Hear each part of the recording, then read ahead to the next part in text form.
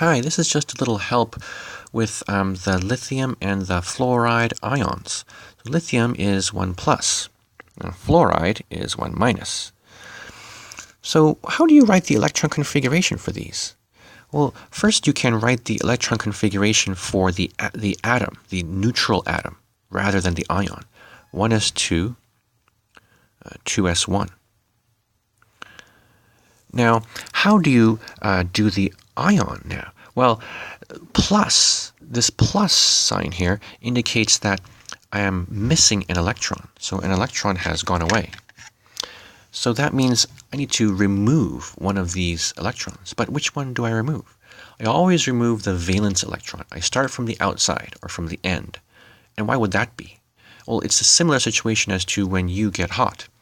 If you get hot, do you remove your inner garment or do you remove your coat? That would be silly to remove your shirt and keep your coat on, right? If you're hot. And it's the same way with the atoms. When the atoms need to lose an electron because of some chemical reaction or because of some excess energy, they will most often do it by removing the valence electron or the outer electron. So the electron configuration for Li plus is just 1s2, and that's it. What about the fluoride ion? The fluoride ion comes from fluorine, so let me just write the electron configuration for fluorine. It's a 5 up there, 2p5. Okay, so now when you want to when you see that the fluoride ion has when you see that the fluoride ion has a 1 minus sign there, you know that the fluorine has gained an electron. So where do you put that extra electron? Do you put it here, here, here? You need to put it here. And the reason is the same reason why when it gets cold, you wear a coat. Suppose you're wearing a shirt, a sweater, and then you got cold. What do? Do you put on another shirt underneath your sweater? That would be silly. Usually, you just put on a coat. And in the same way, when fluorine needs to gain an electron, it puts on an outer electron, a valence electron. So, let me clean up this here. Just erase a little bit.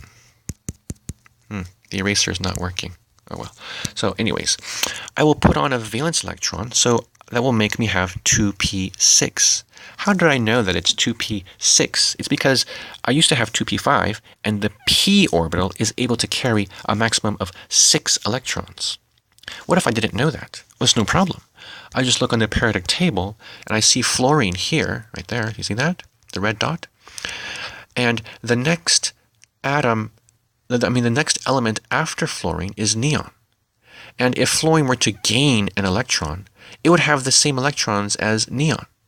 And neon is at the end of this second period. So neon's valence electrons go 2s2, and then 2p, 1, 2, 3, 4, 5, 6, 2p6. And so that's how I know that the fluoride ion ends with 2p6. Now I can check my work by adding up the electrons. 6 electrons there, 2 electrons there, 2 electrons there. 2 plus 2 is 4, 4 plus 6 is 10. Should the fluoride ion have 10 electrons? Well, let's see. Fluorine is number 9, so it has 9 electrons.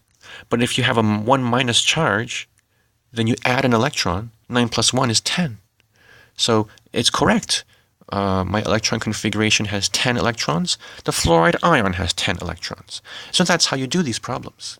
There are some other videos by other people on YouTube about electron configurations of ions.